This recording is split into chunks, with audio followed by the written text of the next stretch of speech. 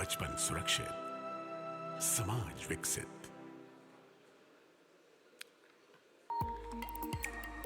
Welcome back after tea. I request you all to kindly be seated.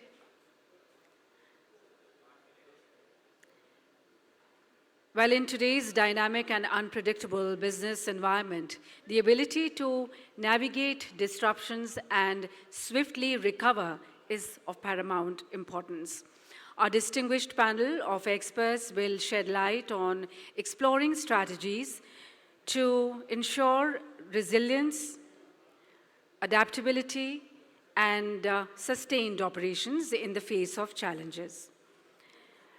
I'll be introducing the distinguished panel to you all. Chairing this session is Shri Sanjaya Bhatia, the head of Office for Northeast Asia and Global Education and Training Institute for Disaster Risk Reduction in Korea, where he has guided the training of over 17,000 government officials globally. Before taking this position, Mr. Bhatia worked as head of the International Recovery Platform, Secretariat at Kobe, Japan, where he led the development of the guidance notes on recovery and a capacity building program for national and local governments. Earlier, he worked as the focal point for disaster resilient schools and hospitals with the World Bank, where he was instrumental in financing of projects on safe schools and hospitals. He's also worked with the Government of India, the World Bank, and the United Nations in the field of disaster, risk reduction, and climate change adaptation for over 30 years. Welcome, Mr. Bhatia. Thank you for chairing the session.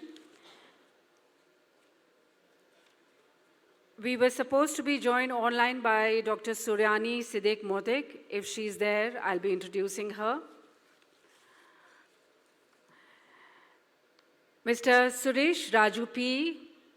is one of our panelists. He is a professional in risk management and mitigation, environment, health and safety, and sustainability. He's having expertise in business risk management and mitigation, process safety management, environment management, that includes wastewater cycle and reuse and hazardous waste management. Welcome, Mr. Raju. We will also be joined by Shri Gurpavan Singh from Iris Consulting Gurugram. He is a professional and also an entrepreneur. He understands India and South Asia extremely well and has assisted numerous companies to establish and grow operations in India. He's worked at all stages of life cycle of companies: market research, initiation stage, growth stage, merger and acquisitions, and winding off.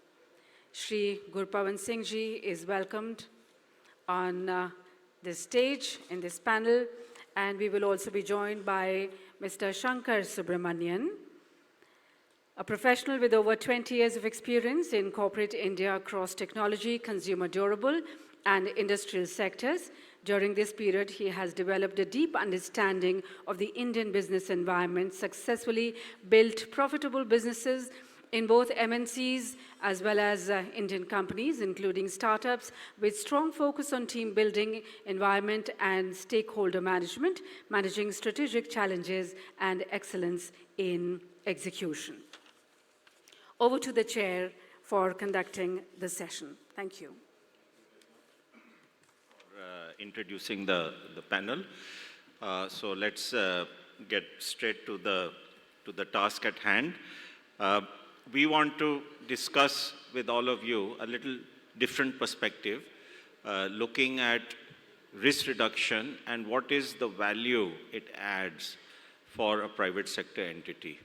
So why should the private sector look at risk reduction? Apart from, of course, that you can provide products and solutions which might be of use to your consumers. But apart from that, how does investment in risk reduction by a private sector company help. So one perspective is, of course, that it is an investment, not a cost, because if you anticipate the risks that can come to your business, then you are able to prevent some of those risks, you are able to mitigate some of those risks, and you are able to adapt to some of those risks. And as a result, you are able to reduce the damages and losses that could accrue from those risks. And in that way, it helps in your profitability.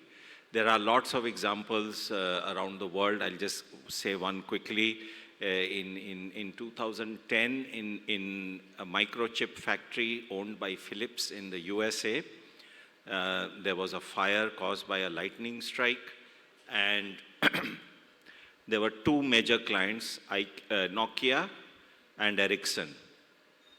The response of both was different. They are both based in Scandinavia. What Nokia did was, they had already anticipated that there might, if ever, there are supply chain disruptions, they had put systems in place to quickly change to other suppliers. So they did that. Ericsson, on the other hand, said, okay, let's wait for the Philips plant to restart, and then we'll, till then they had to actually suspend production. That year, Nokia made a profit of $40 million. Ericsson went into a loss. So risk reduction and the principles of risk reduction, if applied to the private sector, can actually save money, can keep you competitive, can keep you profitable. The other point is that there is a link between security and risk reduction. Because what these hazards, like we were discussing since morning, cyclones, earthquakes, fires, and so on, and including cyber threats, what they do is they reduce the coping capacity of the population, and these are your clients, but these are also your employees. And then when there is further disasters, they are making the people more vulnerable, more exposed, reducing the purchasing capacity of the people, and overall that leads to reduction of tax revenues to the government, which further makes the fiscal situation more precarious. So it's kind of a cascading effect, and ultimately leading to reduced security. So at the national security level. So again, there is a very good link between risk reduction and security, and that is something again that perhaps IISSM can explore further in future discussions. So we have a very distinguished panel with vast experience. So let's get to it quickly. I have a set of questions which I would like to throw out, and let's see how it goes. So first question, what are the impacts of disasters on the business continuity of your entity, of your organization, of your company? So just to have a look at that and explore that. So would any panelist like to, perhaps Garry? Sure. Yeah. With permission of Chair, may I just use some slides because there is some data on the subject that I'd like to use.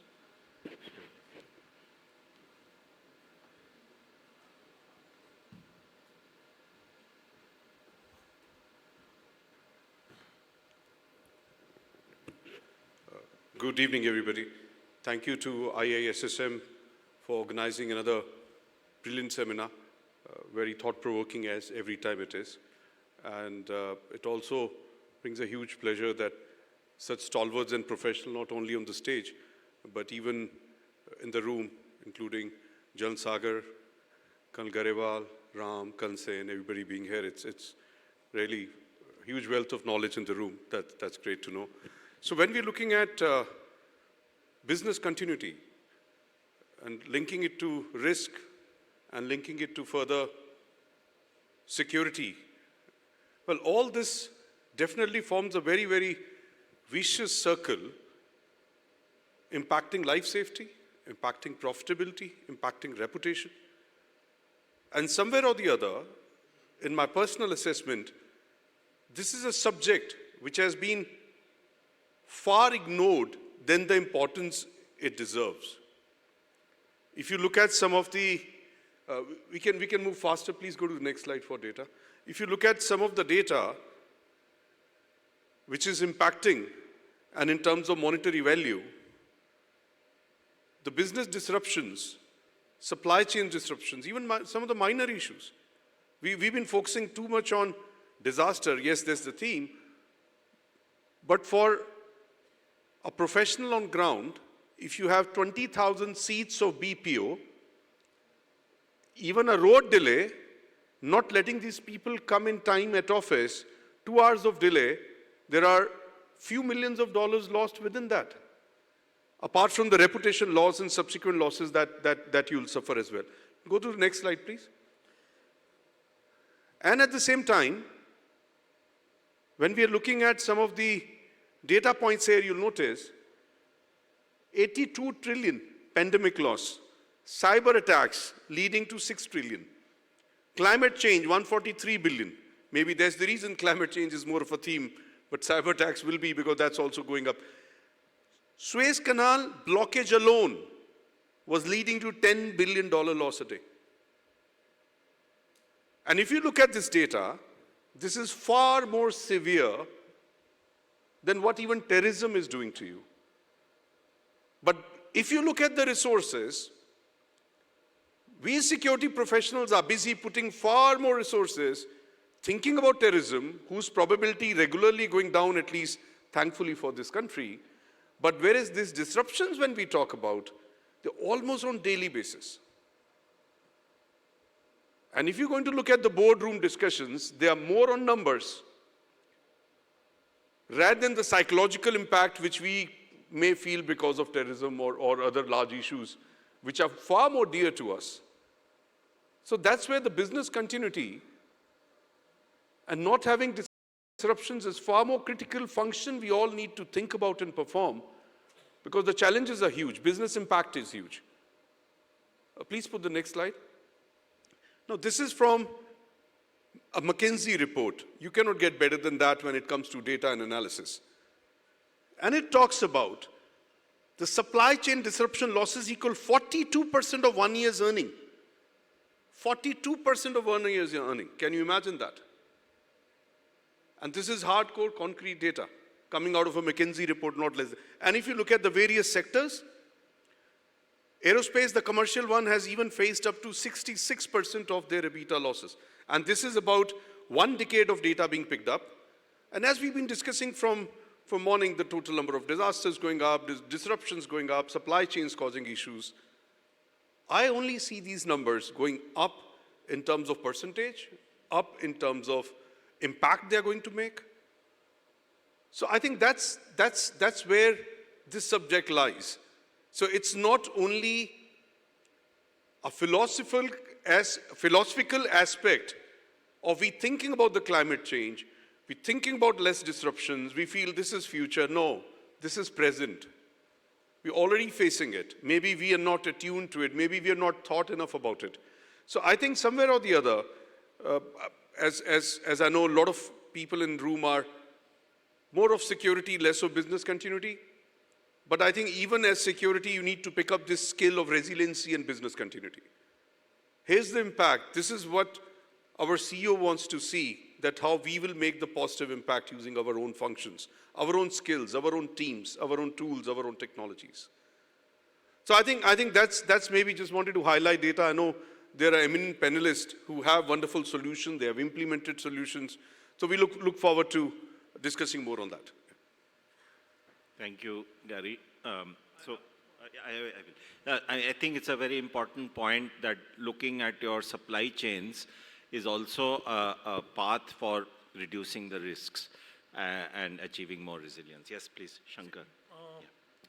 In our experience, this disruption, apart from the business loss, apart from the infrastructure damage, etc., supply chain disruption.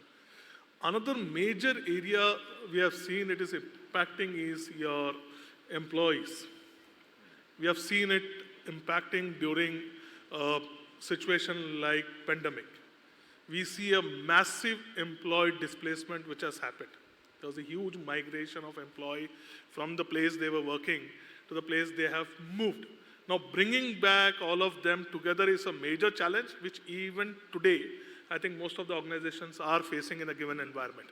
So this disruption impacts the business side, profitability, finance, but also it impacts the employee side as well. That is also very important, very major, which we have experienced. So I'd like to add one of that point to the on this particular impact on the business part of it.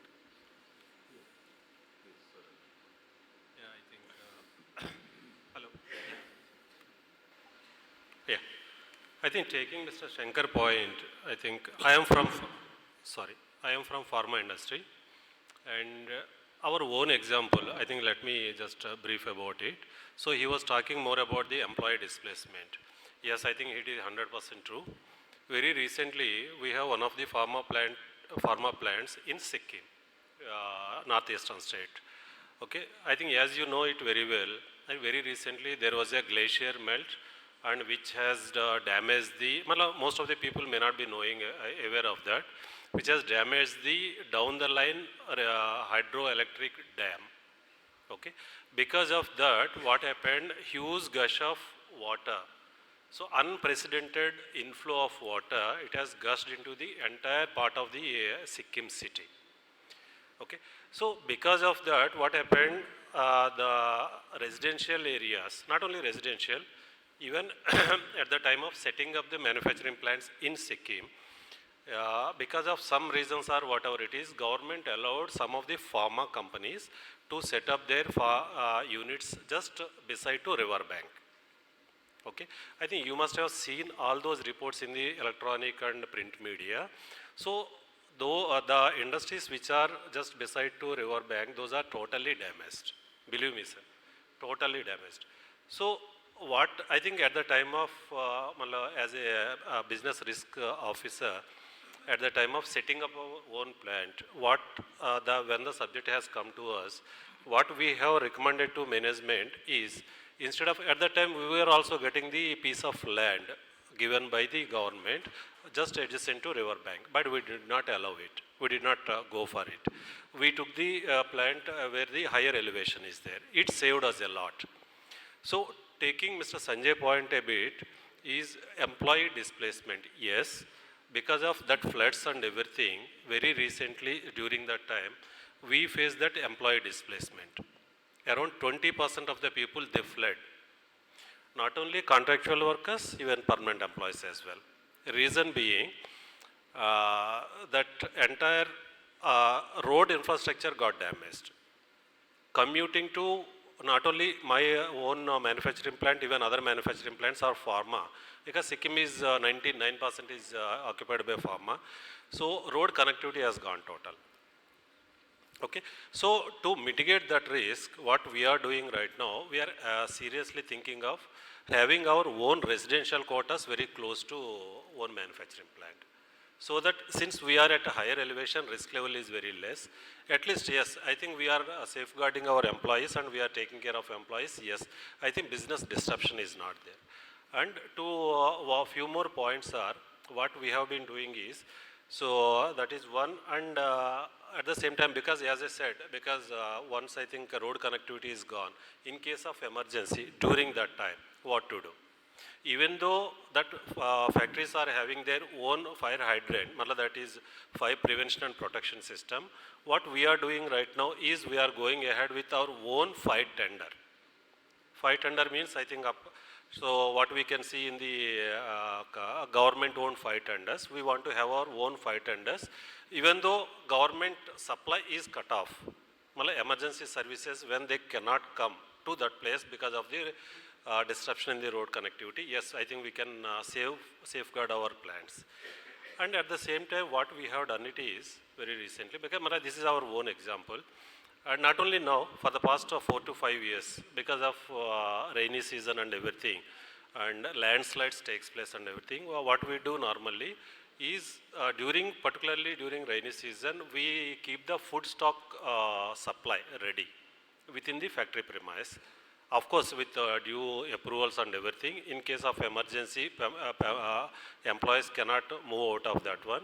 Yes, I think food supply is ensured. And another important point is whatever products we manufacture in that particular plant. So we have a backup manufacturing plant in very close by.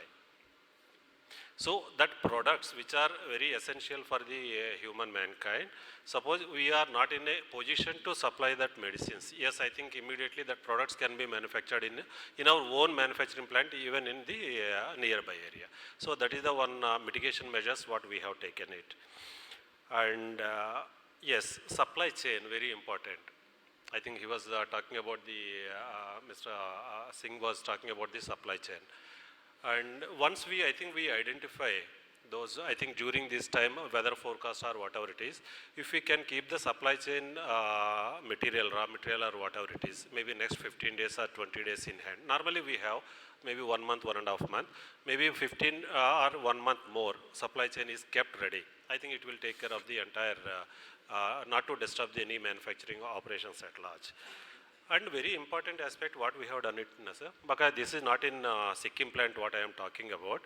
So disaster management, I think what Sanjaya Bhatia is talking about is we do have the bulk drug manufacturing plants in other locations.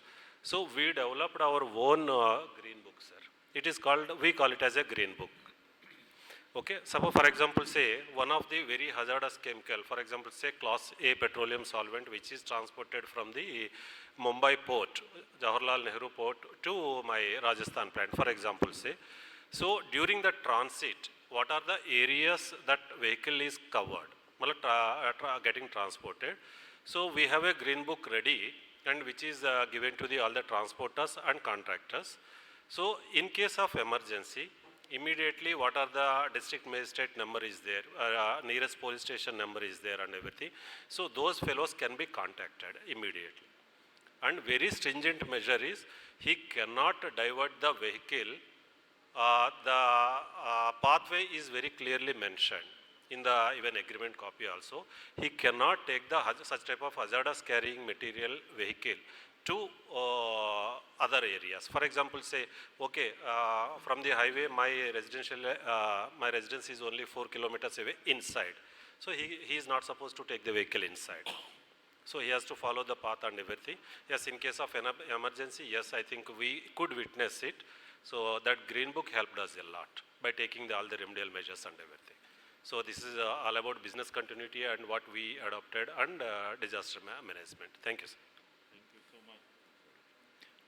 Thank you so much. I think you have opened the path for the next question, which was looking at the best practices, and you have already mentioned some of the best practices that your organization is adopting and can be an inspiration to others. So coming to the, I'll merge the next two questions.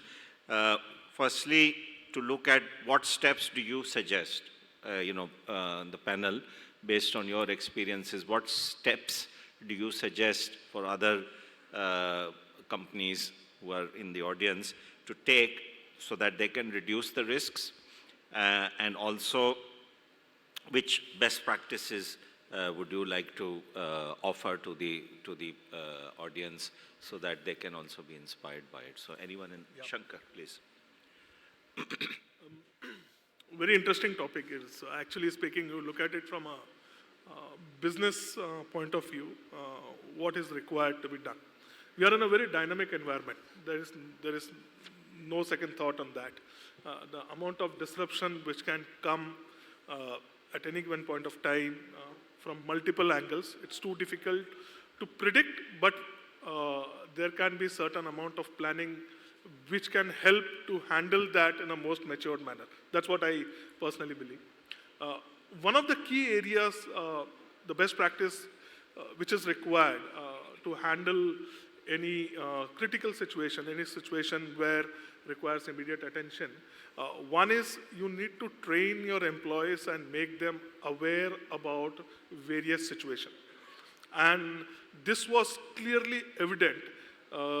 Many organizations could not sustain that impact of COVID because employees were not aware about what are their actionable points or how they need to respond to a particular situation. So one is, the more you train your people and make them aware about various scenarios, that helps you to bring or build certain level of preparedness. That is the first key element. Apart from the supply chain diversification and BCP plan putting in place, risk assessment, etc., those are the steps which a very structured manner an organization can put into it. This is one element which will help you to bring your entire workforce on a common platform. That is one. Second, it is also essential in a given environment that we need to have some amount of community engagement, because that brings in a lot of support at the time of a situation or at the time of disaster, where it is the people who are there at the ground will come forward to help everyone. So this has been seen in various scenarios, whether it is COVID, whether it is flood, whether it is riots. You can see, you have n numbers of examples where people have gone, raised up to the occasion, come forward, created environment of supporting each other. And to do that, there has to be certain level of community engagement to build on that. These are like two of the key pillars which I feel important, apart from the regular BCP plan, what is built in an organization. Thank you. One example I'd like to share, you may have heard of 7-Eleven, which 7-Eleven chain of stores. In Japan, they had learned from the Kobe earthquake that disruptions can be long-lasting, and the community needs those stores to be functional, and those stores become non-functional because of the disaster. So what they did was they changed their rules and regulations and SOPs, and they brought in some provisions that in case there is a disruption, for example, in electricity or other due to a disaster, the store managers can take the call. They can take the decision whether to open the store and to conduct the transactions in cash and maintain a notebook ledger in which they note everything because the cash registers are not working, and continue selling products because they have all those things like water and other things that people need. So when the 2011 earthquake and tsunami happened, that time the 7-Eleven stores opened up almost like within hours, though there was no electricity, cash registers were not working, but they just opened their doors, they sat there with a notebook that this is my cash register, and started doing cash transactions, and people were able to use. So that also built the reputation of the company, because people said, okay, they are there when we are in need. And also, of course, it was a competitive advantage. So anyone else from the panel would like to share something? Yes, please. Yeah, I have, I think, sorry. Shankar is talking about, with respect to risk assessment and business impact analysis. Yes, data recovery and data backup and recovery, which is very much essential for any type of business continuity. So whenever I think if we are losing any data, if it is such type of backup is there and recovery plans are there, I think within no time, I think that is very critical for any of the operations, either it is manufacturing or maybe some other organizations. Data recovery. And another thing what he talked about is the engagement with the other stakeholders. Yes, communication. Communication is very important. Being a manufacturing site, yes, I think that communication not only with employees and families, even stakeholders and suppliers as well. If we have a proper communication channel, I think business continuity will flourish like anything. So this is what I think what we have witnessed it. And what matlab as a manufacturing plant, what we are doing it is, because some of our manufacturing plants are very in the close vicinity of the river banks. So during in case of any emergency, suppose we immediately operate the hydrant system, fire hydrant system, where suppose for example say for me, so we store n number of hazardous chemicals in the warehouses. So in case of emergency, majority of the safety aspects falls into that for such type of warehouses. So when there is an emergency, we operate the hydrant system and everything where the contaminated water goes. Contaminated water goes. Obviously, so it normally goes outside the premise. So because once it goes outside the premise, so there are n number of litigations and there are possibility of the business discontinuity. Suppose if we do not comply with the local regulations. So for which what we have been doing is, in the new plants, so we are going to have our own storage tank, which is empty storage tank, just either beside to warehouse or beneath the warehouse, so that any contaminated water flows into the storage tank. So from there, I think once it is subsided, yes, I think it can be treated in the wastewater treatment plant, and I think we can very much comply to the legislation. That is another business continuity mitigation plan, I think what we are adopting it now. Yeah, please. Thank you. Any other comment? No, it's okay. One of the points Yes, here I would please. also like to add is a focus on infrastructure is also important in a given environment. You need to build a resilient infrastructure, whether it is network, whether it communication, power, the complete structure, building structure itself. We need to also look at how we can build an infrastructure which is more resilient in an event of any disaster. And more importantly, how fast we can turn around and bringing them back into a workable or a live solution. So that is something I think most of structural engineers today are putting a lot of efforts and working in that direction to create an infrastructure which is far more sustainable and resilient for any disaster which it can take. I think that is one key area people have started. I think there's enough amount of research is already happening on that subject. Thank you. Thank you. So before we go to the last part of the panel, which is the key messages, is there any question from the audience? So you have a chance now. We have some, like 5 minutes we can spend on that. Any question to the panelists from the audience? Any point about their experience? No?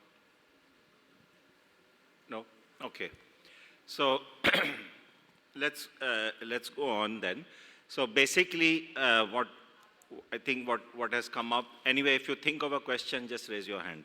So what we thinking along these lines is that IISSM should also explore further this concept of what is the value added to the private sector for investing in risk reduction, especially as already mentioned regarding supply chains, looking at the consumers, looking at the employees, looking at risk assessment at an initial stage, for example, identifying the land which is higher, not just taking any land which is given, preparedness, meaning having SOPs in place which can help guide the employees, but also investing in their training and capacity development, looking at community engagement, engaging with who are your neighbors, who are your consumers, who are your clients, looking at the issues of data, and so not limiting it only to natural hazards, but also not only data backup, but also cyber security and so on. And then the infrastructure,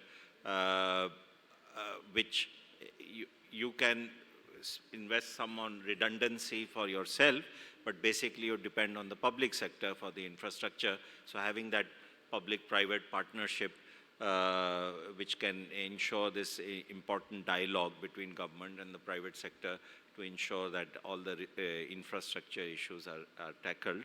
So before we close, I would like to give each panelist a last chance to give a key message to the audience out there. What you would like to say to them? Who would like to start? Key message. Garry. I think the key message here is that, as we've been discussing, first of all, know your risks. I've seen people do not even conduct their own thorough risk assessment because what will hit your neighbor may not be your risk.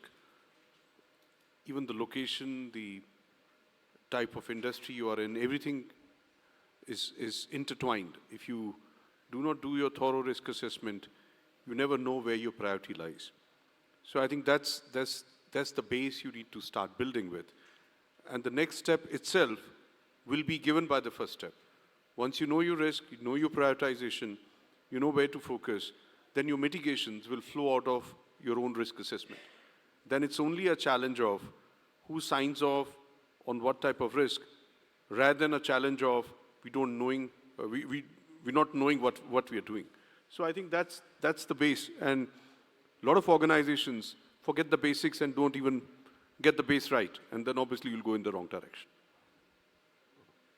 Thank you. I think risk assessment is the central theme. Do the risk assessment before you do the investment.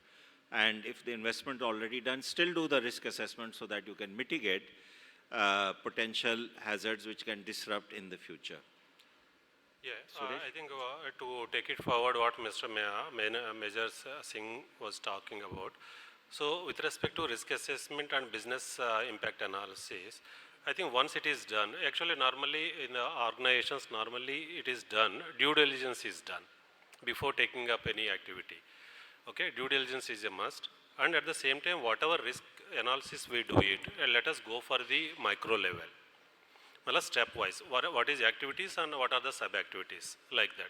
Once we go into that, and even for sub-activities also, once we can mitigate the risk, I think it helps a lot to the organizations and even manufacturing sites. Not only risk analysis and mitigation, but once everything it is mitigated, we need to have the testing frequency for that. Testing frequency. So to totally avoid that risk to come up again. So testing frequency, that is nothing but the mock drills, like either it is financial or maybe safety or maybe some other operational risk or supply chain. So testing frequency, which is compulsory for that. I think it helps a lot to all the organizations. Thank you. And I think also frequency of the risk assessment along with the testing is important because, as we heard from earlier speakers also, with climate change, only historical trends is not good enough. Things in the future will be different. So, so we need to prepare for the uncertain and therefore keep not only look at historical trends but also look at future projections. Yeah. Shankar? I look at it, BCP is both professional and personal. I think every individual who is sitting in this room does a very sound BCP plan for his own personal goal, personal family, etc. So when we are doing a business continuity planning for an organization, we have to keep two things in mind. Apart from the harder element of infrastructure, system, process, etc., I believe we also have to take care of the softer element of employees' health, safety, well-being, because ultimately hardware will only give you certain amount of continuity. It is people who will actually build in that continuity of business for any organization. So I will look at it from that perspective. Thank you. So thank you again. I think very key messages out there. And we hope that IISSM will take this dialogue and this discussion forward. and perhaps compile some of the best practices which are there, as you heard from the panel, but I'm sure there are many more in the room and in this entire conference. So perhaps compiling those and sharing with others, as you said, communication, that would be also very interesting. So with this, I think we close this panel on time. And please, one hand, give an applause to the panel. Thank you so much.